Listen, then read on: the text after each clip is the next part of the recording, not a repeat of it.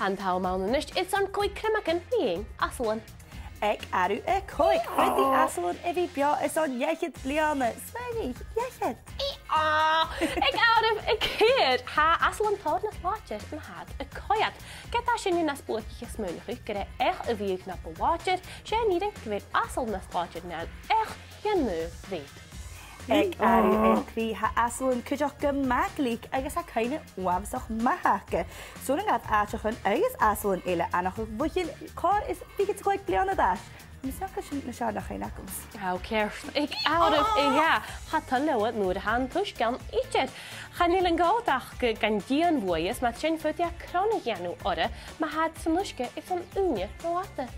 Agus mae'n gydig ag arw han, chatalo y fi na'n ynir eiched agos had gymatol eiched ydi ffyddoch cwlfi goeth. O, snog. Y drast y siogwyf dafan styrag.